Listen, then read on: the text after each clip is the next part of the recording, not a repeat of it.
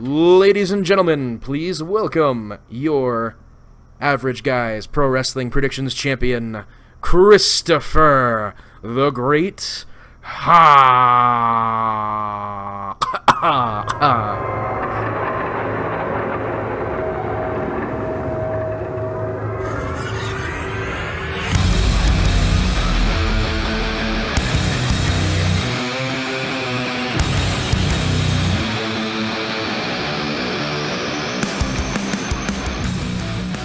Hi guys. All right. What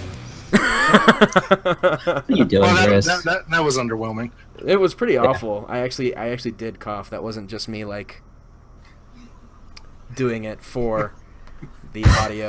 Like that was pretty bad. All right. Oh Lord. Well, welcome everybody to the Average Guys Pro Wrestling Podcast. As always, I'm your favorite host, Zach. I'm here with your other favorite host, Chris, and your other favorite host, Josie. Unfortunately, your most favorite host, Josh, is not going to be here tonight. He had some personal things he had to deal with, but we're going to go ahead and get the show kicked off without him on the docket tonight. We're going to talk about balls. We're also going to talk about Kevin Owens losing his title at a house show. We'll give you a little bit of Raw and SmackDown review, and then we have something new that we're going to go ahead and finish with tonight. Let's go ahead and kick off with some balls. What did you guys think of the show overall? I just want to say right now that I'm personally glad that we no longer have to deal with this all balls everything fiasco. And why is that? Are you just tired of balls? Just look, man. Balls are balls, but we got to move on with our lives. I mean, balls aren't everything. I begged it. Yeah, I'm going to disagree with you on that one. Also, I just got a text message from Josh that says that he is somewhere in a dark room. He was blindfolded with a yellow towel, so I'm assuming somebody from Pittsburgh kidnapped him. Oh shit! God damn it! So, why does he still have his phone? I don't know. People in Pittsburgh can't properly kidnap people. I don't know. You're next. I guess. I mean, I am a Philadelphia fan, so I am one of the worst people in the world. All right, back to balls. We'll keep you all updated on Josh's condition and where he might be, as we are informed by him, I guess, because he has his phone. Let's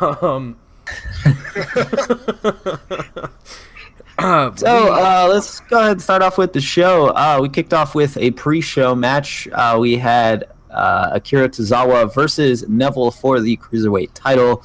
Of course, Neville went over. We all had Tozawa to win this one, so it was a little shocking.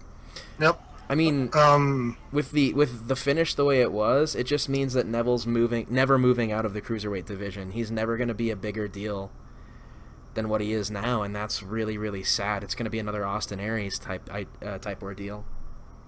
I was gonna say Austin Aries left because he thought that being used on the Cruiserweight division was insulting to him. Mm-hmm. So, yep. What you were gonna say, Josie? I think it's stale. Neville should have dropped the title there at Balls. You think Neville should have had no belt, and he should have just Tozawa should have won it. Neville should have, and that way Neville is free to move on, do something else. Because who's Neville going to fight now? Who's his big rival? He literally has. Well, I mean, Akira Tozawa technically isn't out of the title picture yet. If we're using Neville's previous rivalries as a track record here, he has 2 or 3 matches with his rivals before the rivalry is over. So I don't think Tozawa is out of the title picture. Yeah, but no, I know he's not, but it just feels a little. At the moment. As soon as they take that title off of him, as soon as he loses the Cruiserweight Championship, he'll move back to the quote-unquote main roster, and he'll have nothing. He'll just be remembered as the Cruiserweight Champion. It'll just be another Chavo Guerrero situation where, I was the Cruiserweight Champion once. Yeah, quite possibly. It's just a damn shame because Neville's so goddamn talented. Yeah, I mean, he is. I still with the current people that are in the Cruiserweight division right now. I think that he's the best person in there. Obviously, there are people that could move up to pass him, but Neville is just so talented, and he's way above the cruiserweight division, in my opinion. But it's giving him something to do. I think that they want to like fully legitimize the title and let him hold it for almost a year at this point, is what it seems to feel like. Well, I mean, like, the problem is, like, we have other talent in the past with the previous Cruiserweight Championship that was just stuck there, that they didn't move. It was the same situation. It's like, oh, he's really talented, but we want to legitimize our Cruiserweight title, so here, hold this toy. I'm calling it a toy because they didn't actually treat it with any ounce of respect like they're trying to now. Here, hold this toy for a while we think of something better to do, and unfortunately, the better to do never actually comes. Yeah. So people are going to be stranded in the cruiserweight division. I think that's what's going to happen in this new cruiserweight division. It's already happening. Like, Austin Aries didn't feel appreciated, and I'm sure Neville feels the same way. I just think the roster isn't big enough for it at the moment.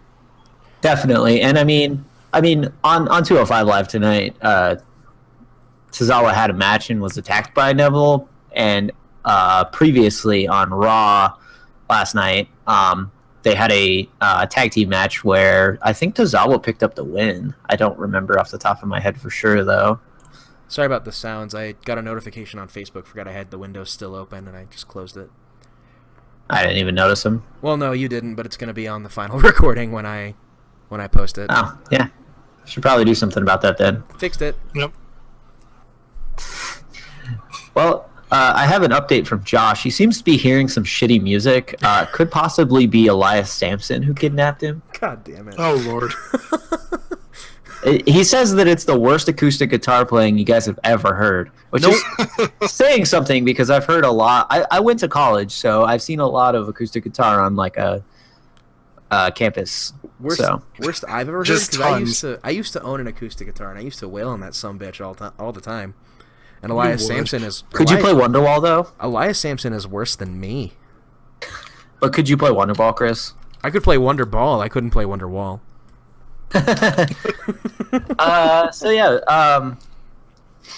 Unfortunately, Tozawa didn't win, but I see this feud continuing to go on. Definitely was a pretty good kickoff match. Like I said, I kind of wanted... I think we all wanted Tozawa to win, especially because we want to support the Titus brand, since we are the unofficial affiliates of the Titus brand. Did anyone get a message back from him on Twitter yet? No, nothing yet. Damn it. God damn it. Well, we'll probably hear from him eventually. At some point. So then we kicked off the show with one of the rarest things that I have ever seen, and that is a Bray Wyatt victory. Yeah, in single competition. The Eater of Pinfalls. The Eater of Pinfalls vomits up another pinfall. Which was really weird. Yeah, and he won because he stuck a thumb in Seth Rollins' eye and then hit him with the Sister Abigail for the pin. So it's kind of weird. It was interesting. Like, the finish felt out of nowhere, and I feel like we get that a lot with Bray Wyatt matches, whether he's going over or not. It's just the problem. I think I'm okay with that. Well, the problem is the thumb to the eye angle, like that specific angle, that finish makes him look super weak. Like, this guy is supposed to be like the next Undertaker type character, and he's got a thumb to the eye and Seth Rollins to win. Like, that doesn't feel right. He's supposed to be supernatural and super cool, but he's like going to classic heel cheaty ways in order to win, and that just doesn't feel right for a supernatural character. Yeah, and I mean, one of the things that I've noticed, and I'm kind of flipping up to Raw too with this one, is like Bray Wyatt got the win, but it didn't really do anything for him, and it almost seems like Seth Rollins is going to jump into this Dean Ambrose Miz feud and kind of jump into that one, which is interesting if that does happen, especially because you have Seth Rollins lose, and then immediately get thrown into a title picture, whereas you have Bray Wyatt win, and I don't even think Bray Wyatt was on Raw last night. He was. He actually had a rematch against Seth. Oh yeah, that's right. And he also won that one. So And he won cleanly too. yeah, He won clean this time. Yeah, He won clean, and then he did his little spooky lights out disappearing thing under the ring. yeah. And like, don't get me wrong, I love Bray Wyatt. I think that his character is very good. It doesn't seem like they're doing anything with him. Nothing at all. Yeah, nothing is coming out of this, and it's upsetting to see. Well, Yep. I've seen it a couple times though. Ex-WWE champions, they win the belt. Oh my God, I rehearsed this, by the way, guys. Ex-WWE champions all the time. They win the belt.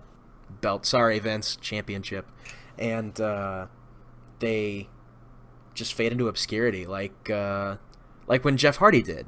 Like, Jeff Hardy won the big belt, and God damn it, there it is again. Sorry, Vince, again. And it wasn't too long after that he just faded away. So, I mean, I hope we're not getting that with Bray. And, I mean, Jeff's situation was because of drugs. So, Mm-hmm. I mean, let me ask you this. When you say that he faded away, did he also classify himself as obsolete? I mean, he was a little bit broken. Yeah. So, At least yeah. he didn't get fully deleted. yeah, I mean, go back to this. I don't like what they're doing with Bray Wyatt. I have never really liked what they've done with Bray Wyatt. No, I think they just use it they use that gimmick too much. If that makes any Yeah. sense. Well, Like- it's another perfect... Like Oh, go I ahead. know it's his thing, but it feels like it's too much. Like he should be around less because of that gimmick. Did you ever... Here, I gotta sneak out for just a second. I'm Okay. gonna mute my mic. All right. Did you ever, Jose, see any footage of old Husky Harris? I did not. Husky Harris from, I think, NXT season 2 or 3, I can't remember. Same Okay. season that had Caval, I think. My memory is not as great as I hope it to be. So, it was the one with Low Key, and when he was Husky Harris, he was supposed to be the what is it? Panzer tank with a Ferrari engine, which that wouldn't get very far. True. But it would just sit there and rev. That's it. because he was a big guy who could move. Like if you watch Yeah. his old NXT stuff, like that guy is fast. Oh no, I'm not doubting his talent in the ring or his Oh, ability. no. I know. I'm What just saying I'm- that they're not using him correctly because Bray Wyatt's No. not that fast, powerful character. No, he is a bit. He reminds me of what Kane used to be when he first showed up. A joke. I mean, I disagree with you that he's not fast and powerful. Like you watch Bray Wyatt in like it is starting out. He was incredibly quick. Like not like Kevin Owens in Ring of Honor quick, but more like Kevin Owens in WWE Raw and SmackDown. But not like NXT Husky Harris quick either. No, definitely. No, what I'm trying to say is that he's just around too much. I think he should be more like, sorry, nostalgia in me is coming back, but he should be more like Kane when he first came out. Like he wasn't around all the time. You know what I mean? He showed up. He was scary. He beat someone up, and then he was gone for a few weeks, and then boom, here he is again. You know. Well, I mean, And when he did show up, it was intimidating. It was scary. So I don't know. 'cause Maybe he was they a should try something like that. it's because Glenn Jacobs at the time was a part timer. No, I know that, but it worked for him at the when he did it like that. Yeah. I mean, And they should try it with Bray. It might actually work. He could show up, do something spooky, scare people, beat someone up, and then he's gone for a little bit. yeah, it's definitely when you have that type of character out every week, it's not the thing that you want. Like when The Undertaker was there every night and every week, he wasn't The Undertaker. He was the American Badass Undertaker. Yeah. When he's the spooky, scary, Dead man. godly dead man, he's there. He was there, like, if he's what, there once a month? if he's there every week, the times when he shows up, terrifies somebody, and then immediately disappears. He's not having 2 matches a night. Yeah. It's just I think it's another one of those situations, just like Neville. I think Bray's being criminally misused, and it needs to stop. So, Very true. Just a Haaf opinion. Yeah. Oh, come on, that's not half bad. It's pretty bad. All right. So up next, we had a squash match. Big Cass thoroughly defeated Enzo Amore. Prior to that, though, Enzo's promo was fantastic. Oh yes. Spit and fire. Like, and I agree with something I read on r/Quartet Circle today. One of the big things that match did, though, was expose each person's weakness. It exposed how weak Enzo is in the ring, and exposed how weak Cass is on the mic. Oh yeah. Yeah, definitely. And it shows that they're okay with Cass's weakness on the mic, because if you have a character that can just go out there and kick ass and just, be imposing and just be naturally just scary looking like Cass can, he doesn't need mic time. Like Brock Lesnar, I'm pretty sure doesn't really need Paul Heyman, but we got Paul Heyman, and that's just a gift. Yeah, I was going to say, are you complaining that we have Paul Heyman? 'Cause I'm But Cass, I don't think, needs someone to speak for him, because, like the old adage says, actions speak louder than words, and Cass is all about action, and I really like that. I'm super over on the new Cass. I'm over on Cass Hole. Big fan. Yeah. I don't know how I feel about his new music though. Oh God, I agree with Josh. It's the only thing that's worse than Cesaro's music. Come on, Cesaro's music isn't that bad. Cesaro's music would be better if we didn't have the air raid siren or whatever, the old wonky police horn. Yeah, the siren just... What are they doing with that? Yeah, that throws it off. I don't know why. I don't know why it's in there. I actually kind of like Cass's music because, Cass being the 7-foot-tall monster, the slower pace, the kind of stompy sounds that you get in the drums. And, they only had like a week to produce that song. You never know. There could be a better one in the works, because they do that. I disagree with that statement. I don't think that they had a week. They've been planning this storyline for a month and a half now. Like, they've had a month and a half to get something better. That we know of. We've seen it go down for a month and a half. They could have had this, in the back burner for a while. Maybe, but I don't know. I think that they had more time to prepare, and they're just being lazy with it. Well, if they had more time to prepare, they would have had his music set up by Raw. I think that it being Cass was actually a last-minute decision. Yeah. Maybe. Because they built it up as either the Revival or Big Show or Cass. And they had outs for whichever direction they were going to go with the feud. But they decided to go with the Cass route. And Monday Night Raw, before Great Balls of Fire, when the match was announced for Great Balls of Fire, Cass still came out to soft. That was also there to tease the reunion, because they had that like fake out reunion thing. Right. I'm just saying that they could have had it could have been months down the line, or we had this planned, or it could have been minutes. Like, the WWE likes to change things at the last minute anyway, so it's just a thought. Yeah. True. But yeah, I thoroughly enjoy Cass Hole. Yeah, I'm enjoying it. Just Cass needs to do something with his look, though, because at the moment I just see him as a tall dude. Like, I don't see him physically imposing like they're trying to make him out to be. Ooh, yeah. So I see. Go ahead. Yeah, he either needs to start working out really hard and get big like Strowman, or he needs to get extremely like ripped. No, one of the two. He needs Kali pants, and then he's fine. Yeah, you could do that. You could pull that off. But yeah, he needs to start hitting the gym and either get massively big or massively ripped. One of the two. Because right now he could go either way, and he needs just to choose one. I don't know, man. Vince is already really high on him, and he's probably the actual next Universal Champion. Over Roman, really? I mean, probably. Like Cass could win it, and then Brock could get it back. Like, it could just be buttfuckery on how Cass wins it. Who knows? But that match will sell some tickets, and the rematch should be even better.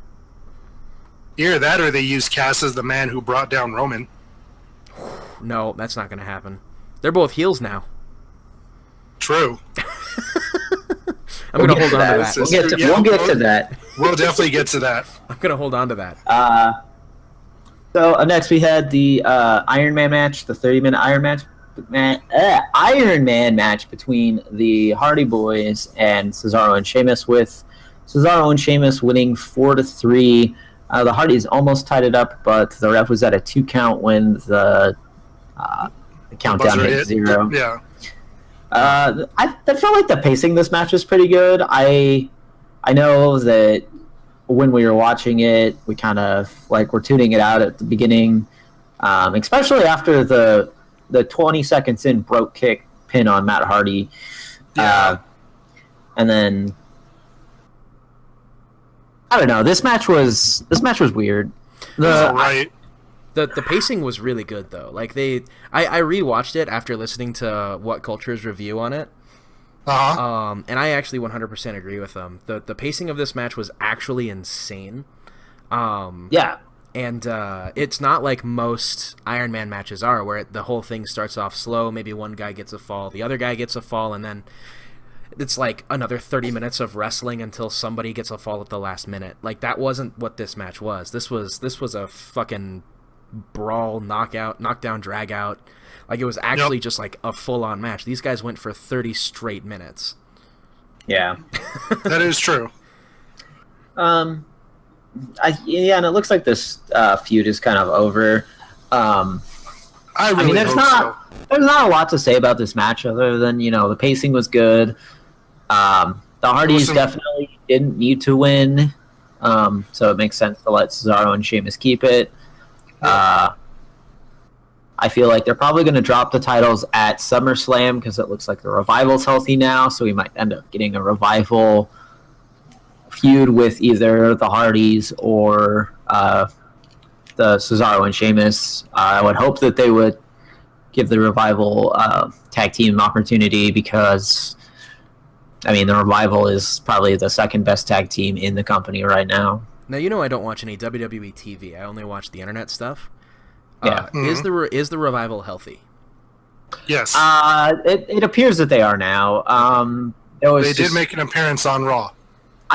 They made an appearance last week too. I think that was it Dash or Dawson that was injured? I believe it was Dawson I just can't remember what he injured. His neck, his mouth, his jaw. Look, if you're a tag team, you as a team are one thing. So if it's just, is the Revival injured? That's not true. Look at Mojo Rawley, but Mojo is going to be a very successful singles talent. I know. He's but going to be huge. they're back. I think he was cleared 2 weeks ago. Yeah. But I think that it's totally fair to just kind of move on from there. There's not much you can say that hasn't already been said. It was just a very not even substandard. It was a pretty standard match. It was a well done Iron Man match, but beyond that, there's not much else to say. I've got nothing else for it. Yeah. So up next we had Sasha Banks defeating Alexa Bliss via countout. Alexa Bliss intentionally got herself counted out. This match was honestly pretty good. I give Sasha Banks a lot of shit, but she is one of the better female wrestlers in the company. It was interesting to see both women take a bump because it has felt like Alexa Bliss hasn't taken bumps in her last 2 feuds at all. They were trying to hit her home as the dominant champion, and when you're dominating, you don't take many bumps. Yeah, and she plays that dominant heel champion very well. It is interesting to see somebody of her size play that character because she's 5'0", Like Yeah. that's a thing that they fully emphasize. And my mom is 5'0". And she's a tiny. I don't lady. see my mom dominating anything. Like there's multiple ways you can build that character correctly. Like the character could be a giant unstoppable monster like Nia Jax, or the character could be like an actually talented technical performer like how I don't want to like suck Alexa Bliss's dick or anything, but You're going to. like no, she's good. Like she does play that dominant character well because of just skill. Yeah, and I think honestly, if you took every female wrestler in the WWE right now, she has the best mic work. Yes. Like I don't like Sasha on the mic. I think part of that is for some reason something about her voice irks me the wrong way, but that's part of it. But at the same time, like she doesn't seem like a good face anymore. Like I've watched her old stuff where she was a heel in NXT, and that stuff is better. fantastic. Yeah, she is way better as a heel. Yeah. So, Well, like this finish, I actually really like this finish because I really like the cowardly heel.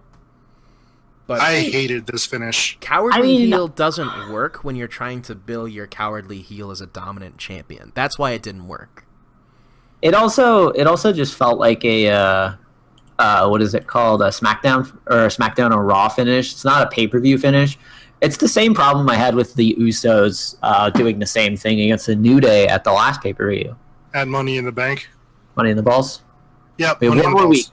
One more week, and then we're done. Well, they're gonna do a Falls Count Anywhere with Bliss and Banks probably for SummerSlam because that's the next Raw pay-per-view. I'm pretty sure. I honestly think that what we're gonna end up seeing is probably a fatal 4-way match with that instead, with Bayley and Nia Jax thrown in there as well. Well, the last time we had a fatal 4-way with Nia Jax, the whole thing ended pretty horribly. Well, that was also an elimination one. I think just doing a regular fatal 4-way match is fine. We can have Nia Jax dominate the match for a solid probably 20 minutes, and then somebody wins. And she's still going to lose. Well, okay, so, like, riddle me this, Batman. Okay. We put the belt, like, you and I are booking Raw. Okay. We put the belt on Nia Jax. Yes. And we decide we don't want her to have the belt anymore. How the fuck are we booking that? How are we gonna take that off of her? That's totally fair. Like, well, yeah, Nia Jax is never going to be a champion in that division because there is nobody, and I repeat, nobody that could like logically stand up against her. You don't have. You could do Asuka. You could also book it as the David versus Goliath, where the little, like, hypothetically, like Bayley. But then you have someone like Bayley just running around and like taking out her knees, hitting her in the arms, like little shots here and there. But then, also, like, Bayley has pinned Nia Jax multiple times, and Sasha has tapped Nia Jax out too. But it's the Big Show effect. Like, yeah, Big Show's tapped, Big Show's been pinned multiple times. But where's Big Show now? Not the champion, and he has only been like in a feud once? with Cass. Also, yeah, he's in a feud with Cass. Well, more on that later. Yeah. Yeah. But like, I don't know. I just think it's Nia's time. Okay, so you say that we book Bayley against her, right? We do David and Goliath with Bayley. All right. I said hypothetically. Well, we're billing Bayley as the underdog, and we've currently been having her job out to Alexa Bliss for the last. Zach, help me out. How long has Bayley been jobbing to Bliss? Started at like right after WrestleMania. So we it was a pay-per-view after Mania. Was that Payback? No, Payback was SmackDown. Fastlane? Fastlane. No, Fastlane was before WrestleMania. Yeah. What was the last pay-per-view they did with the kendo stick match? It was since the. Superstar that was Extreme Rules. It was since the Superstar shakeup. But like, she won it at Payback, and then they had that atrocious Extreme Rules match, and then Great Balls of Fire. So it's been two. So she's only held it for. Yeah. But like, That's twice though that Bailey lost. Like, how are we gonna? It's just so bad. Like, it's just a mess. You could also just do it as a rock paper scissors type thing. Yeah. Who knows? I mean, it's just really hard to book those matches because at some point your fan base is gonna be like, hey, this doesn't make sense. True. But like, I don't know. Who am I? I don't know, but with that same thinking, why is Nia Jax even losing? If she's, if you give her the belt, she's suddenly the unstoppable beast monster. Why isn't she doing that right now?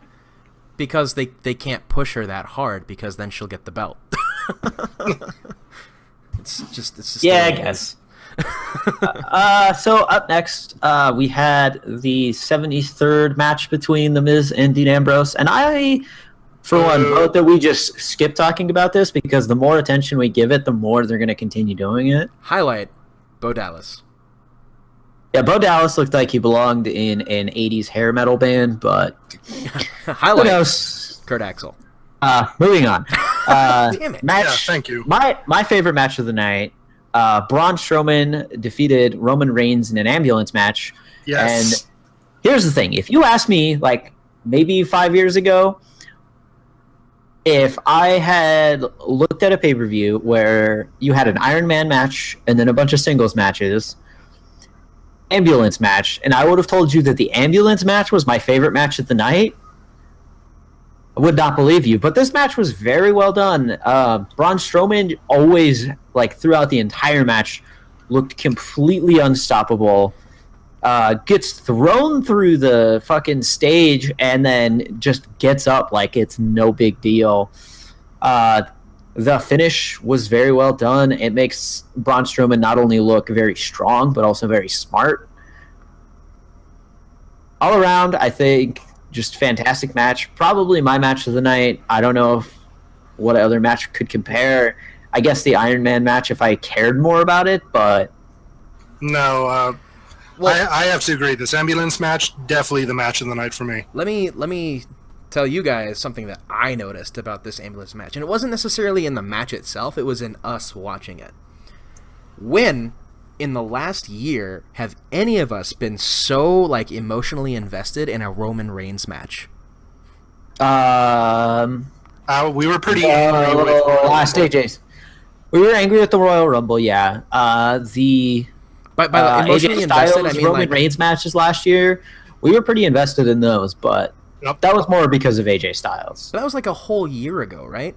We were emotionally invested in this match because, like, it just, like, Braun Strowman sold it so good, and Roman Reigns actually did some pretty nifty things, like trying to put down the Beast with a chair, like. And then the chair just had no effect. He was like Doomsday. Like, you kill him, and then he comes back completely immune to the thing that killed him. If to use the comic book analogy that you're using, it was exactly Superman versus Doomsday. That was it. That was the match. And Roman Reigns pinned Strowman, and then suddenly Strowman can't be pinned like that anymore. So can we just laugh at the fact that, like, Braun Strowman went for a pin, realized that a pin didn't matter, and immediately got back up? Oh no, I listened to all of the reviews. Dave Meltzer, What Culture, like a whole bunch of reviews of this pay-per-view. Nobody, not a single one, brought that up. Really? Yeah, because I mean, and it's like you said, it was probably just, like, purely instinct. Like, he's just so used to hitting his finisher like that, going for the pin. So, I mean, it's got to be at least a little bit instinct on Braun Strowman, but it was still just a little bit funny to see that. Well, he goes for a leg, goes shit, drops the leg immediately. Yeah. It was nice to see. It was pretty cool. And then on top of...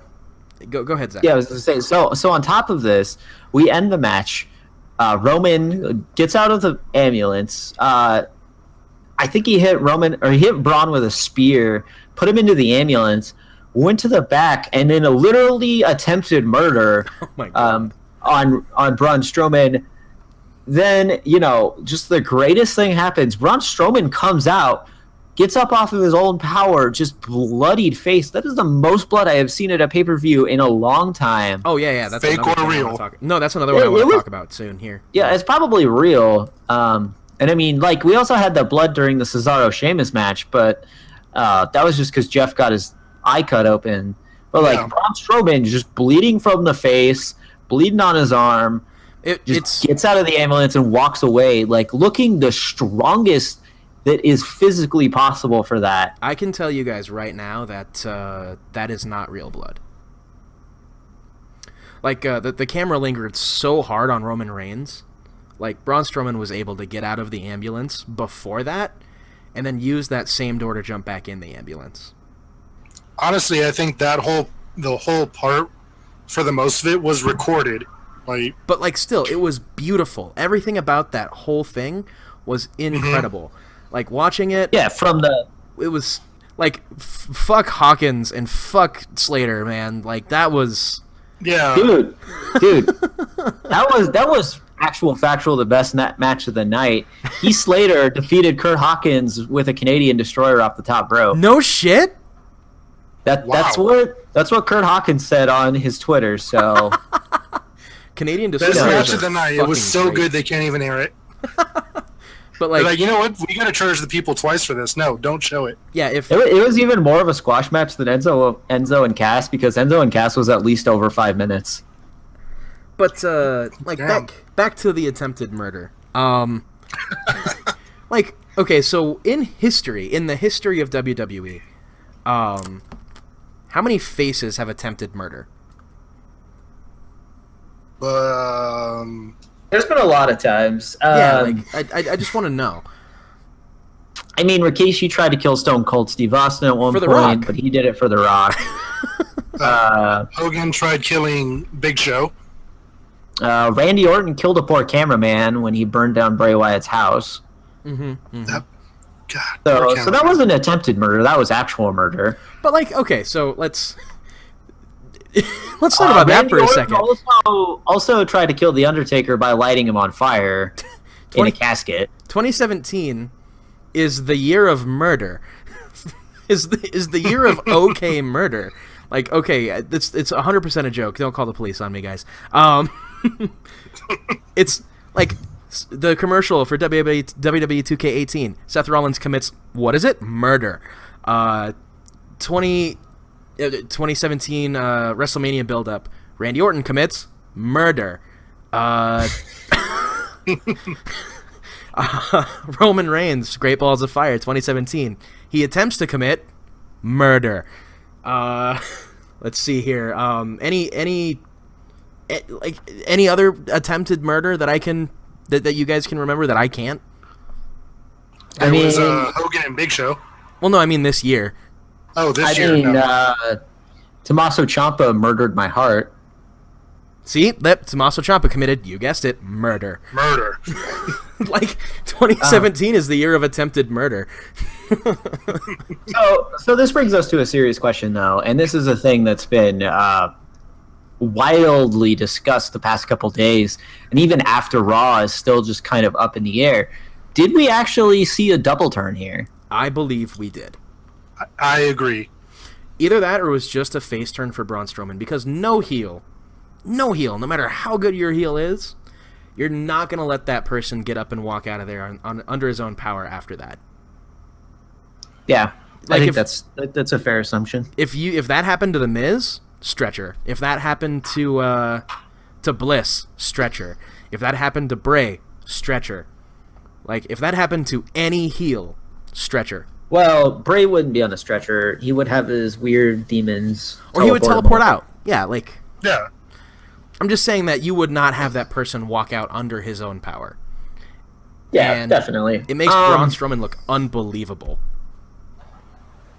Yeah, and, you know, Roman looked a little cocky last night, but it still doesn't feel like he's fully a heel. It feels like he's just, I'm better than everyone. Kind of. He's just being arrogant at this point. That's totally he's being arrogant. Thing. But he's still not acting like a full-blown heel, which is the thing that confuses me the most. Okay, so help me out here. Like, Miz is arrogant, but he's a heel. Why aren't we considering Roman Reigns a heel? Because, why? because Miz also aligns himself with other heels, and Miz also does like dastardly cheaty things. Roman hasn't really done that since then. Granted, he hasn't had a match since then, so we don't know for sure. He's got a match against Samoa Joe next week, but Which would be interesting. at the same time, like, you're gonna have a heel versus heel #1 contenders match. Yeah, Joe's a heel. Like, that's... I mean, is he? Is he really? He is, though. Like, you find me a face that goes for a low blow on Brock Lesnar to try to lock in their submission finisher and get him to sleep. That's true. Let's go ahead and jump into that match since we're talking. Oh, yeah. There we go. Yeah, there we sure. go. Let's do that. Great So transition, Brock Chris. Lesnar defeated Samoa Joe with an F5 about 6 minutes in and pinned Samoa Joe. Much to our disappointment, we were also very much invested into this match. We were. Every time Joe locked a Coquino clutch, we were all screaming happy. Even Lowell, who still won't fully admit that he loves WWE yet, but He's coming around. he's coming around. He was very invested in this match as well. He was. I mean, if it weren't for Josie's oddly shaped couch, I would have probably been on my feet that whole match. Yeah, that's right. That's fair. Your oddly Yeah, shaped couch. Well, It's not oddly I do- shaped. It's just really comfortable. yeah, it's really big. I do have another couch that is going to replace it. The only problem is it's a really heavy couch, and I don't know how I'm going to get it inside. There aren't many couches where I can't bend my knees. Yeah. Well, this new couch is better for that. Like, you can actually sit in it, Okay. and you don't have to do that like half-lay slouch sit. I do. Well, like I said, I would gladly take your couch, but Holly doesn't want to replace the couch he has right now. Anyway, Fair enough. Which is Continuing. fully fair. Like, I don't care. But Yeah. Okay, so back to the match. so this match was fantastic. Joe looked amazing. Like, He did. he dominated the entire match until he was caught with the F5. Prior to the match, put Brock Lesnar through the Spanish announce table, just taking none of the stuff out. Just Yeah, he Like- just threw him through it. like you even had the top on there, which usually braces it for impact and won't destroy it. But just, oh my god, it was so well done. the beginning of that match was It was insane. great. Like, And on top you of know- it Go ahead. brings Joe to look immensely strong because, you know, Joe's dominating Brock Lesnar, the man who beat Goldberg throughout the entire match, gets caught in one quick thing, and like it makes the F5 look unbelievably strong, and the suplexes are always going to be there. It felt like a real fight, and it's one of the things that I thoroughly enjoyed about this match is you have someone who legitimately looks like they could beat the shit out of Brock Lesnar in Samoa Joe, and you know, make it look legitimate. Yeah, it looked True. The part of the match that wasn't the beginning, which was total work, actually kind of felt shooty. Like, I'm gonna lock in the clutch. You're gonna suplex me a couple times. I'm gonna lock in the clutch again, and we're gonna see what happens after that. Like, it didn't feel planned. well. Yeah, I mean, it did a Yeah. little bit, but A little bit. It had the shoot suplexes qualities. were definitely, like, the suplexes definitely felt planned, but everything else kind of felt like they were just, winging it. It had shoot qualities to the match, and that's It did. always impressive. And I got to say, even though Joe lost the way the match went, it's still, to me, he still seems like a big deal. You know what I mean? yeah. Can I? Like, he what? Oh, no, go ahead. Go ahead. Oh no, he still feels like he's a main eventer now. Like, there's no way he got buried or anything. I saw that on R Squared Circle and a couple of the other wrestling forums. They were saying, "Oh, Lesnar just completely buried Joe," and I don't think that's it. That's so incorrect. Yeah. If anything, Joe buried Lesnar. Because Yeah. Joe is just a walking mass of talent. That's why he's fat, by the way. He just has so much talent that is just filling him up. I mean, like we said, we all knew that he only had about a 15% chance of winning, but yeah, but overall, that's I think that's 22.3 thirds more than usual. 3/3 is so- a goal. yeah.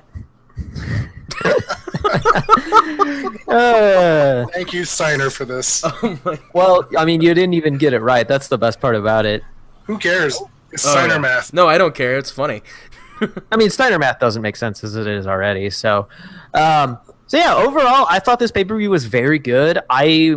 It's weird to say that a pay-per-view with like such a shitty name is going to be put in my top pay-per-views of the year.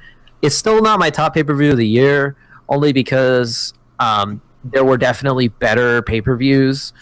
Because I'm counting NXT takeovers in here. I mean, but AJ Styles and Shane O'Mac were just so far to me the best match of the year. I wouldn't call that the best match of the year. Fight I still me. think that was Pete Dunne versus Tyler Bate at TakeOver, but It's a I still candidate. say Omega.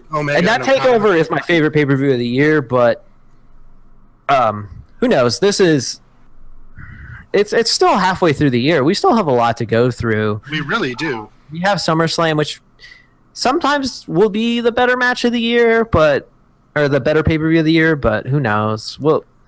We still have a couple years or a couple months left. I can't We'll wait see. till John Cena gets squashed by Rusev at SummerSlam. Yes. Okay, it's gonna happen. we need to talk about that in a second. But first, let's move on to one of the biggest news of the night. And I actually am literally watching this right now because WWE uploaded video from it. We saw the first title change hand at a house show. Ooh, yeah. In about a year. The last time it happened was when Samoa Joe dropped the title to Shinsuke in Tokyo. I did look it up. That one was never actually aired on NXT. Somebody mentioned that it was, but I cannot find a single time where it was. But yeah, I mean, this happened at the Garden. The Garden is one of those things where it's a big event. it's a big deal. Madison Square Garden is still considered to be the biggest venue for live sports in the year in the country. This is the first title defense in recent history, or the first title change in recent history at a house show that wasn't immediately rectified at the next house show before a televised event. That's also just not true. Recent history. No, because when Shinsuke won it, Joe never got it back. But it says I looked it up. It said right after Shinsuke won it, then it went right back to Joe before the next televised event. That's not true. I will put money on that. I'm not going to put any money on it because you probably know better than I do. I'm just saying what I read.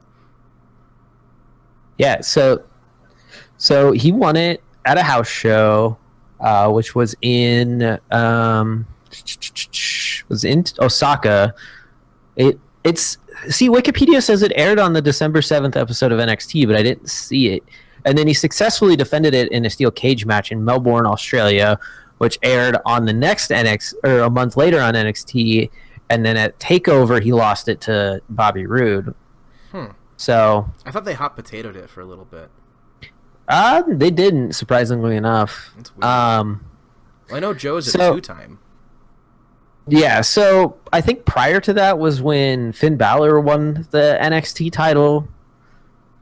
Let's see.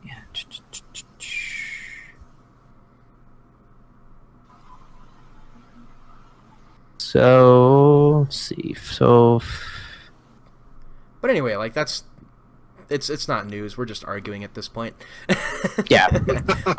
So it's a big deal. The face that runs the states beat the new face of America to become the United States champion. Yeah. So one of the things that I heard for the reason on this happening is because what's his name? They're releasing a DVD about AJ Styles, much in the same way they did with Kevin Owens, and they wanted something else kind of big to put on there. And on top of that, it gives you one of those things where you have one of those big anything can happen at a live show. It's not always guaranteed that the title's going to stay on the champion because it's not on TV. Well, yeah, it'll just sell more tickets for live shows because you never know. You could walk into a live show and AJ Styles could have magically beat the Maharaja for the championship. Right. Exactly. I think it actually gives the people going to the live shows or the house shows more for their money because they might see something like that now. So, yeah, like we said, it's very good. it does kind of confuse me as to why they would do this, especially when they just had the 4th of July Battle Royale to see who would win the who would face Kevin Owens.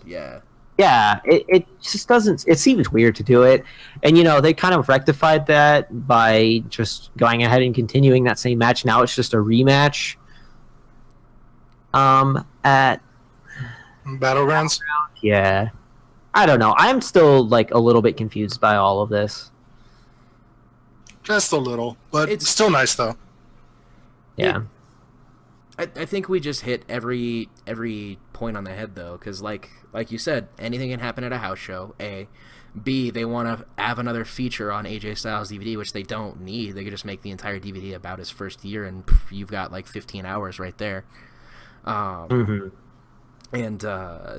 like it was Madison Square Garden, and AJ Styles never had a big win at Madison Square Garden, whereas Kevin Owens already did have a big win at Madison Square Garden, if I remember correctly. Think so? I don't know. I think, well, either way, Kevin Owens had competed at Madison Square Garden before. Was it an NXT show? No, I don't think NXT was ever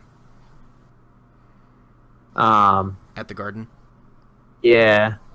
But either way. You've had TakeOver Brooklyn's, but well, who knows? Who knows? Moving on. Yeah, so let's kind of touch on the highlights of Raw this week.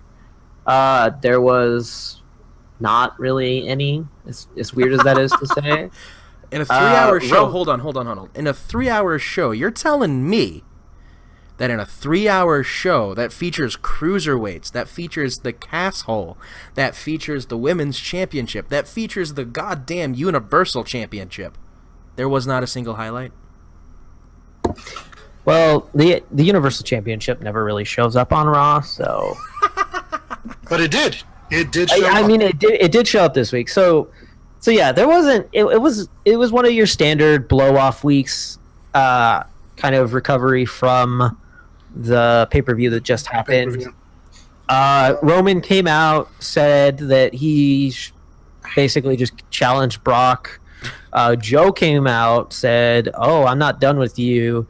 Fun thing about this, Kurt Angle flubbed a line, accidentally said, he didn't say fuck, but he basically said fuck. He was close. Yeah, I don't know what he was trying to say, like let's wait for next week or something like that, but ends up saying let's fuck for, or folk. And like, Paul Heyman immediately corpses when he hears this too, and it's like they have to have cut that from Hulu Raw.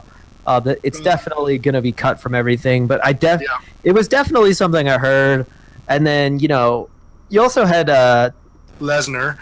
Yeah, Lesnar dropped the shit word, and it was great because the segment felt like it did. Something tells me it wasn't planned. Just because the look on Heyman's face, he's like, no, oh crap, he said it. Why did he say that? That's not what I wrote. It almost felt like one of those pre-UFC fight conferences. And like, I legitimately think that Samoa Joe was pissing Brock Lesnar off because like on the camera mics picked him up saying that to Joe. And like, usually with Joe, because Joe is not the greatest on the mic, you can usually tell when Joe is being serious as opposed to being in character, and it felt like Joe was legitimately pissed off about ready to punch Joe, or Lesnar was pissed at Joe and about ready to punch him in the face. Yeah. Joe was on fire on Monday though with his he was doing great. Reigns was good. Angle was good. Lesnar, for the little bit that he did talk, it was good. I really enjoyed that whole segment. Like, I was on the edge of my seat. I thought they were just going to break out into a brawl any second. Yeah, and it looks like this is going to set up a number one contenders match for the Universal title match going into SummerSlam next week on Raw. Which I think... the next week, the match between Reigns and Joe is going to be interrupted by Strowman, which is going to lead to a fatal 4-way for the title. Yeah, think that's that- definitely what I'm thinking is going to happen. Strowman's going to be involved at SummerSlam because he already won the number one contendership back at Payback. Yeah, and he was never given that title. Kind of like Hawkins and Ryder, or not Hawkins and Ryder, Mojo and Ryder, the hype bro. Mojo riding. So the other kind of important things that happened were it looks like we're finally going to see what Kurt Angle's secret is. They've Looks been like slowly playing this off for like the last month and a half now. yeah, it looks like so Kurt Angle said that why don't you come next week? We'll come about this next week, figure out what it is. Who kind of like it? It's interesting to see what's going to happen with this one because the rumors are that this is how Stephanie is going to come back. Yep, that's what I was just thinking. And that it's going to be revealed that there was a Kurt Stephanie thing, maybe. Oh no!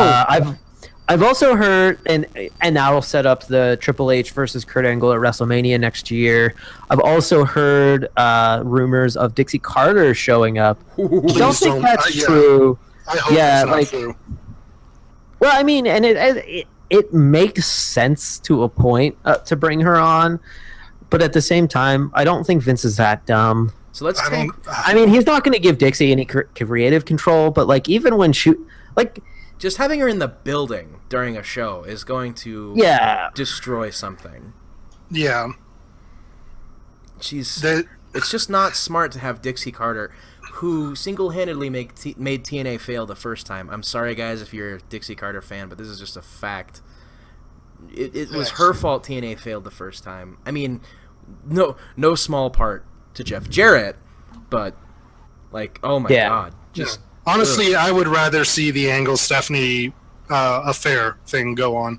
That would be hilarious. I would actually watch Raw. I think it'd be really good, and if it actually does lead up to Triple H and Angle at WrestleMania, fuck it, sign my ass up, take my money. No, fuck it, make it Angle and Triple H at SummerSlam, and then have a rematch built up for WrestleMania. Yeah, that would be cool. So, in my opinion, one of the most important things that was brought up, and I know this is going to annoy Chris because Chris doesn't want to see this, but we had the Hardys come out. They cut a promo. Jeff says that. God damn it. Jeff says that after losing that, everyone's thinking that we're going to go away. Everyone thinks that we should just fade away and classify ourselves as obsolete. Oh god, cringe. Big pop from the audience. Oh my god, the audience pops so hard, and like I'm sitting here kind of like half paying attention to this. Jeff says that, and I just immediately turned to that screen because I have it on my second screen. I just immediately turned and I'm like, did he just say that? I just imagine you turning your Matt face. Chimes in. You just Matt turning. Chimes in with, okay, sorry. No, I'm sorry. Go ahead. I just imagine you turning your head with the people's eyebrow, just staring at your TV. Right. I was in the same boat as Zach. I was playing on my phone, waiting for them to get done with their little, spotlight thing. And when he said that, I was like, "Phone's done. I want to see this now." Yeah. So then, the Matt then turns to the club, says, like, look. We know you want to have a match with us, but the both of us are a little cut up, a little bruised, a little broken, and he paused before he said broken too. So this is by far the strongest tease they've given us to bringing the Broken Hardys gimmick into WWE. And even Meltzer acknowledged the fact that like this is a thing where, like, if they're not going to do it, now they're just fucking with the fans. Like, this is a big indication that it's going to happen. Yeah. And they definitely kind of set up a way to do this because they had a match. Matt got hit with the Magic Killer by the club. After that happened, the Revival came back. They are now back and ready to compete in ring. They come out. They hit Jeff with whatever off the top rope. They hit Matt in the head with a knee, and then hit Matt with, or no, they hit Jeff with the shatter machine. But Matt got hit in the head like 3 or 4 times. He did. So who knows? We might see just kind of a subtle turn to the broken gimmick next week. If we do, it's definitely going to be interesting. All right, so if we do that, nothing that Kurt Angle and Stephanie and Triple H do will make me want to watch Raw. I just can't. I know you hate the broken gimmick, but it's like. Do you I guys think I even would know, like it I think I would like it a whole lot more if what you said, Zach, if they slowly built into it, like every week, Matt and Jeff got a little weirder every single time, instead of just we're here. Do you guys know why I don't like the broken gimmick? Like, why don't you like the broken did gimmick? I ever tell you guys why I don't like the broken gimmick? I mean, you've constantly hated on it, but you've never actually given me a reason. Yeah, Because I've never heard a reason. I like the new direction that the E is going in with like believable characters. Like the Undertaker's retired, everything, like they're all just believable characters. I can't, like, watching the Final Deletion. Let's go there for a second. Watching the Final Deletion, I could not get involved. Like, I couldn't suspend my disbelief, quote unquote, because, you know, suspension of disbelief is a big deal. I couldn't suspend my disbelief because the broken Matt character was just so fucking whacked out. I couldn't stand it. It was like, okay, so that's just the reason why I don't like it. I'm not saying that. No, and that's totally fair. And it's one of those things that, and in like it's how I've seen it. And you know, I have a friend who doesn't like wrestling at all and loves the Final Deletion. And one of the reasons why I like the Final Deletion is kind of for the same reason that I do. It feels like the biggest B horror movie, like really bad, but so bad that it's good movie. And that's why I enjoy it. The character itself is kind of, it did grow a little bit tired, but I think bringing it back and kind of slowly going into it and then using this as their singles push, because I don't think that they should use this as like a singles thing is good for this. I mean, as a tag team, I don't like it. Like, you could do a singles run with Matt and then use Jeff as kind of a managerial thing, which is what Matt kind of did with it for a little bit with in TNA. But at the same time, I know for a fact that Vince wants to push Jeff. Vince loves Jeff. So who knows what they're going to do? I think they're going to have to split them up. One stays on Raw and one goes to SmackDown. Well, I mean, yeah, and like you could do that. You could create the broken Matt character, keep that on Raw, move it to SmackDown, and then put Jeff on the other show. And who knows? The E might just E it up a little bit, like make it like a legitimately he's just a whack job. So on top of this, one thing that was definitely a mistake was Finn Balor had a match right before this. So as he's walking to the back, the Hardys come out, and you know, Balor makes the delete gesture, but he didn't do it the way he was supposed to. Oh yeah, I saw that. When you do the delete, one finger across your chest, not all fingers out. Don't Zig Heil it, because that's pretty much what Finn Balor did, and it was a little bit cringy, and that's one of the reasons that I hate it. But you know, who knows what we're gonna do with it? We we just have to pay attention next week and see. We just witnessed what'll get Finn Balor fired. I mean, he's already in a bullshit feud with the Drifter, but it is a stupid feud. God, it's so stupid. I think they just gave it to him because they really don't know what else to do with Finn at the moment. And that's my problem. Like, okay, so holy shit, let's open this can of worms. Yes, let's. I don't know what to do with this character. Let's put him in a bullshit feud. Yeah, okay, no, I'm just saying, like, I'm talking as if I'm a member of creative. I don't know what to do with this character. I'm gonna put him in a bullshit thing where he's almost obviously gonna go over, but we're gonna play it off like he's gonna, you know, it's gonna be a tough challenge, and maybe, just maybe, we'll have an opening for him to be in a championship spot. Fuck no. Finn Balor deserves every second of main event screen time that Joe does, every second of main event screen time that Reigns does, every second of main event screen time he deserves more so than Brock. Like, it just pisses me off that that exact phrase, they don't know what to do with them, is an acceptable phrase. No offense to you guys. That's fair. That's fine. I'm just pissed off that it's like, okay, we have this top guy, obviously a top guy. What do we do with our top guy? Put him in a good feud. Don't be a piece of shit. Ugh. Yeah. So let's go ahead and move on to SmackDown, which literally just happened a couple hours ago. Yes. Didn't really have a lot going on SmackDown this week. I mean, there was a good amount. I was a little bit late because I had to go to the store to get some food. Apparently, I was out of chicken, so I needed to go do that. So I missed the first part with AJ Styles and Cena. I showed up right when Jinder Mahal and Ty Dillinger showed up. It didn't seem like too much happened with that. It was supposed to be the AJ Styles U.S. Open Challenge. Rusev showed up and attacked Cena, right? Yes, and then Owen showed up and attacked Styles. Yep, and that's set up for the main event of Styles and Cena versus Owens and Rusev. Oh my god. Cena and Styles tag? Whew. Yeah, which I was gonna say something about that. Like, now I never really thought I wanted to see a Cena Styles tag until I actually saw them do it.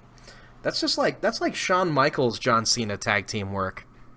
It was really weird because you saw like Styles doing his jumpy thing off the ropes and Cena doing his groundwork. It was really nice to see. It was a nice contrast between the two styles. And now I want to see them in more tag teams together, in more tag matches. Definitely. And like they had really good chemistry together. Cena ended up being the one taking the pin on. I believe he pinned Rusev. He pinned Owens. No, I think he pinned Owens. He pinned Owens. Yeah, he pinned Owens. Yeah, it's just to know that you don't have the guys who are feuding pin each other. Yeah, so that happened. It was actually a pretty decent match too. It was.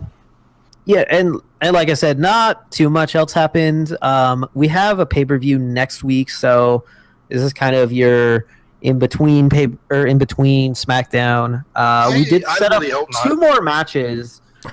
We did set up Shinsuke versus Baron at the pay-per-view.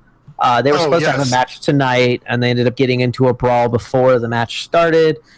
So we'll see this happen at Battleground for sure. That should be a pretty good match.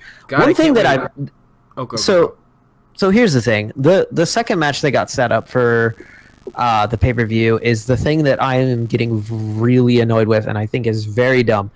So we had this kind of backstage talk with everybody. Naomi wanted, like, hey, who am I going to wrestle? Yes. Who's coming for my title next? And it better not be Lana again. So Shane basically said, all right, we're going to do a fatal 5-way elimination match to crown the number one contender for the SmackDown Live Women's Championship. God damn it, Shane. This should be a SmackDown thing. Unfortunately, we're getting this at Battleground. And they've been doing this. Like, God damn it, Shane. Yeah, like pay-per-views. Wait, was it Shane? I thought it was Brian who did this. No, it was Shane. Brian wasn't on tonight. God damn it, Brian. Brian wasn't on tonight. No, I know. That's why. God damn it. Yeah. So this is the thing that WWE's been doing the past couple months, and it's very frustrating. Like, if you're going to have your titles, have them defended at pay-per-views. That's what pay-per-views are for. You have your weekly shows to do your number one contenders matches. It doesn't make sense to do that. God damn it. It's so annoying. And the way they set it up too was just so bad because, like you said, Zach, Naomi went to Shane. She's like, "Hey, I've already beat Lana. I need someone else. Give me someone else. Who am I going to fight now? And don't say Lana. And they pretty much did this whole walk-up of Charlotte, well, what about me? And Natalya, no. What about me? And then not Naomi. God, who is the other one? The discount Nia Jax. Mina? Thank you. Mina, yeah. I can never. I'm sorry, Mina. I know you're not a discount Nia. It's just it's the only one I can compare you to. She did the same thing. She's like, no. What about me? Or you're forgetting about me, and that's what set the whole thing up. And I'm tired of this. Oh my god, damn it, Shane! I mean, we see this like every other week, where we just have like this giant 4 or 5 way brawl between the women that aren't working for the title. I mean, SmackDown may be the A show, but at least they know how to book their fucking women. Yeah. So yeah, really the only other thing that did happen, because I don't want to end this on the negative note, with SmackDown is SmackDown kind of ended. So SmackDown ended with the main title match, but the only other real thing that was set up was Maria. The Sami Zayn thing is kind of continuing. Maria demanded an apology from Sami Zayn. Sami Zayn says, I don't know what I've already apologized to you guys twice. What am I apologizing for this time? And then it was like, and besides that, like, what do you guys even do here? Like, and then he points at Mike and is like, do you even compete? And he goes, oh, no, I get it. So Maria's the fighter and you're the lover. So then Maria slaps Sami, and then Mike takes a vase, because there's a vase full of flowers, and smashes it over Sami's face. So it looks like Mike Kanellis' first match in WWE is going to be against Sami Zayn. We don't have this official for the pay-per-view yet, but I feel like it's going to happen. Yeah. It's probably going to be a pre-show match, but who knows? It could also we'll just see. be a SmackDown match. Like that feels like a throwaway SmackDown match, unless Mike Bennett is just a god in the ring. I mean, he's not. He's pretty average, but I think giving him a pay-per-view, like they already debuted him at a pay-per-view, but giving him a pay-per-view debut match is perfectly fine. I don't think that it's a bad thing to do. No. Fuck, call him. Have him be one of our average interviewees. That's fair. I Maria instead. Yeah, either one. But only if Maria's here in person. Yes. Yeah, that's true.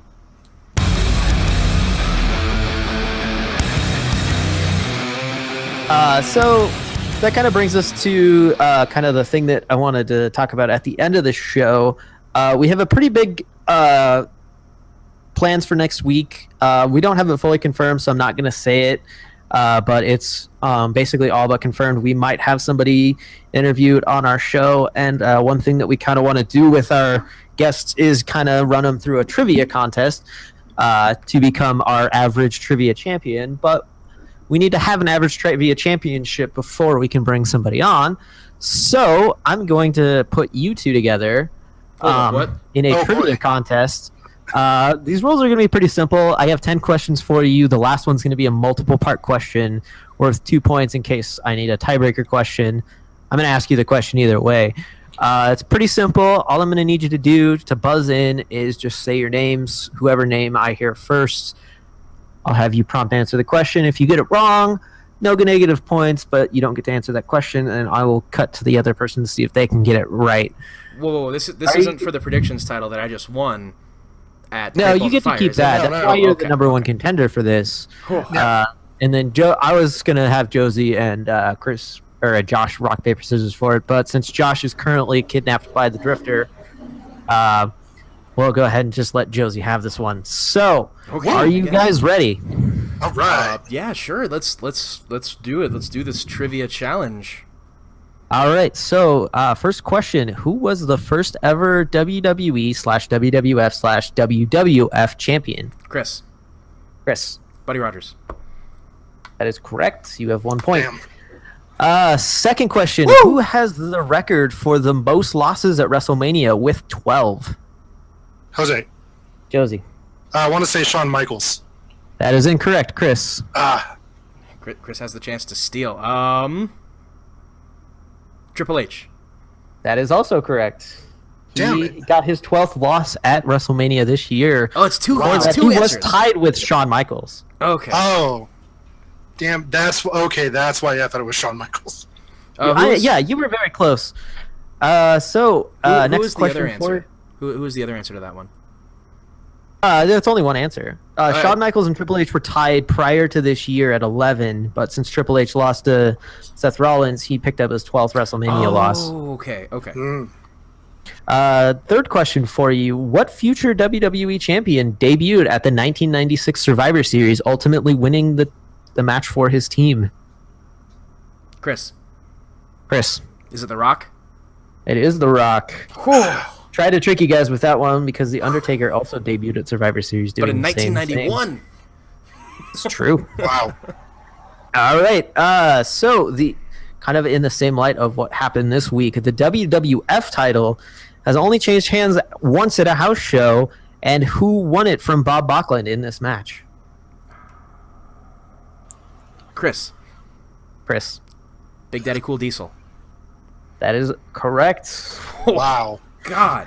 Chris is kind of kicking your butt on this one. He is. Like, I am just drawing a blank. I'm sorry. All right. It's okay. Hopefully you can pick up some more of these. And before we kind of go on, I'm just gonna let you know I'm gonna make these questions do get a little harder as they go on. Okay. That's fine. You gotta give us a timer, like after 5 seconds, if neither one of us buzzes in, just neither one of us gets. No, it. I am. I'm counting it in my head. Cool. So, question number 4: who was the first ever Latino American to win the WWE title? Jose. Josie. I do want to say Eddie. It was not Eddie. It was before Eddie. Chris. I was just talking about this the other day with somebody. Fuck. Who was it? I said Eddie the first time too. Fuck. The answer is Pedro Morales. I knew it. Fuck. Really? Yeah, he won it, I believe, in the 80s. I don't know that off the top of my head. I think he was the third WWE champion. He was not the third. That was Ivan Koloff. Oh, fuck me. Never mind then. I'm just bad. Question number 5. At 1 minute and 48 seconds, who has the shortest WWE title reign? 48 seconds. Chris. Wow. All right, time is up. I almost said my name, but then I just lost Chris it. said it. No, I almost... it was me. It's fine. Yeah, time is up. So the answer to this one is Yokozuna. He won the title from Bret Hart, and then the $1 Million Man attempted to buy it from him, to which Yokozuna accepted. So he officially was no longer the champion. However, Vince McMahon voided the title from the $1 Million Man. So. Okay, and that's what... Wait, wasn't that Andre the Giant? No, that was Yokozuna. Huh. I thought that was the match where Hogan came out demanded the... I'm mixing those up. Do I get points for that because I just corrected you?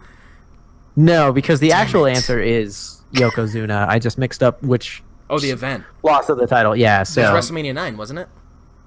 I think so. Yeah, but he lost it to Bret the Hitman Hart. So this question's a little bit harder. I think it's one of the hardest ones on here. You mean he lost it to Hulk Hogan? Yeah, he did lose it to Hulk Hogan. There you go. So I think one of the hardest questions on here, question number 6, who is the only person to hold 3 straight pinfall victories over Hulk Hogan? Chris. Jose. Josie? Macho Man. It is not Macho Man Randy Savage. 3 straight pinfalls. I want to say the Ultimate Warrior. It is also not the Ultimate Warrior. The answer is actually Billy Kidman. What? What? Right? Well, okay. I wasn't alive in that era, so... That's fair. Question number 8, and if you pay attention to the videos that I know you guys both say that you watch, you might actually know this one. Who is the first Alliance Invader to win a championship in the Invasion storyline?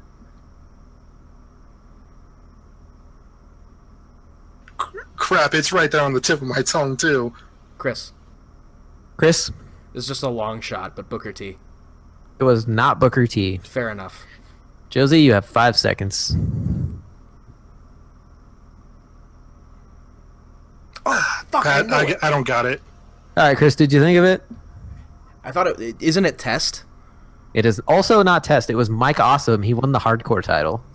See how little I know about wrestling. See how terrible I am. I shamelessly stole that one from What Culture though, so I'll give him that you one. Piece of shit. Question number 8. This is actually question number 9. This is a two-part. There's 2 answers to this question. I'll only give you points if you get both of them because it is a fairly easy question. But who are the only 2 wrestlers to win the Royal Rumble, King of the Ring, and Money in the Bank? Chris. Sheamus and John Cena. Incorrect. Fuck! One of those is correct though. Damn it. Josie, you want to take a shot at this? I'll tell you that Sheamus was right. I want to say Sheamus and Randy Orton. Also not Randy Orton. The second person was Edge. Edge won the Royal Rumble in 2010, King of the Ring in 2001, and Money in the Bank in 2005. Oh no, you said King of the Ring. Fuck, John Cena wasn't in King of the Ring. I'm such a goddamn moron. Fuck! Woo! All right. I'll give you double points for this one to see if you guys can tie it up. This is my last question for you. Which WrestleMania was the only one where both competitors in the main event did not use stage names, and who were these competitors?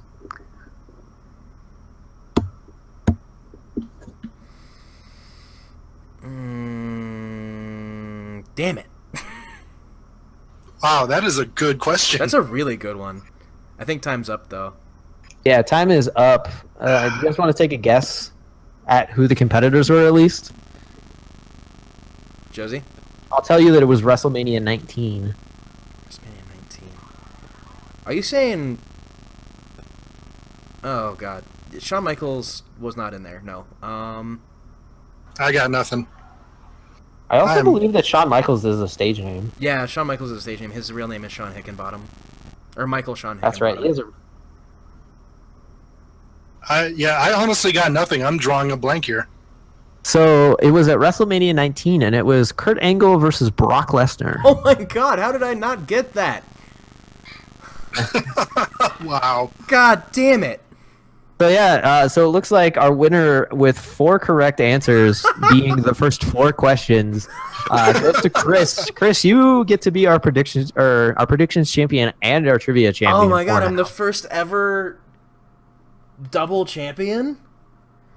Yep. Oh, guys! I'm gonna leave you guys with one more piece of trivia that I found while looking up information on these. Apparently, to help get his character over, Goldust attempted to get breast implants and told Vince McMahon he would need $1 million to do so, and Vince turned him down, and then Goldust was let go maybe like a couple months later. So we almost had Goldust with breast implants. Huh. That is very interesting. Wow. Right? I need to study up more. I need to have these answers on the tip of my tongue. Oh God, if I'm going to defend both of these championships, oh my God, this is so amazing. The problem is most of these were on the tip of my tongue. I just couldn't bring it forward. Yeah. I couldn't say them. Man, I kind of just dug around and found some fun trivia that I could find. So figured you guys would have fun with that one. These belts are very heavy. Nice. Oh, well, I hope you guys enjoyed my trivia questions. Oh, it was very nice. I would like to see this more later in the future. I plan on it. There's a like 30-day stipulation. Anytime we bring a guest on, I'm gonna quiz them on something. It's not always gonna be WWE questions. Those were just the easiest ones for me to find today. No worries. Immediately. Yeah, why couldn't we have any like Lucha Underground trivia? I'll probably have some Lucha Underground next week for you, Chris. Hint, hint, wink, wink. Because you would have won immediately. I don't watch it. Whoa. Next week. I'm not defending this next week. There's 30 days on this bitch. No, I'm making you defend it the next time we have a guest, and we might have a guest next week. Oh, you and I, man. We're gonna have words after we go off the air, all right? That's not fair to me. Okay? Well, you're winner and you're champion. You gotta give me time to recover from this shit, okay? Well, you know what? I didn't get time to recover on losing my title on predictions. So You had tons of time. You held that championship for what, 28 days? yeah, and I defended it at every pay-per-view. So You really did. God damn it. It's a hunk of bullshit, but I'm gonna take it. I'm just happy that I'm a double champion. You guys ain't worth the time. I'm getting out of here. bye, Chris. I love you. Fun fact, Zach, you have held the title for over 70 days. True. Sorry, Really good you have held it for a total of 105 days. Oh man, over 100 days in total. Yep. That you did. So, All right. you want to sign us out, Zach? Yeah, I'll go ahead and sign us out. So thanks for listening to the Average Guys Pro Wrestling Podcast. If you enjoyed the show, we would very much appreciate that you sub to us at whatever various location you are listening to us at. Currently, that's only going to be YouTube, but we are slowly making our way to iTunes. You can also drop us a like on our Facebook page, which is facebook.com/AverageGuysPro, where you can find links to all of our shows, including a link to our YouTube page where we upload every week. If you want early access to the show, you can check us out on patreon.com. All you have to do is sub $1 a month. You get access to the show early. You get access to our video viewer voicemail where you can call in, ask us stupid questions, tell us how much you hate us, whatever you want. We'll listen to you and then say whatever you or hear whatever you want to say. As always, I've been Zach. You can follow me on Twitter at ZachBank. You can follow Chris at The Great Haaf. You can follow Josh at Johnny F and Awesome. And you can follow Josie at Extra One Up. Thanks for listening to the Average Guys Pro Wrestling Podcast, and you have a fantastic night.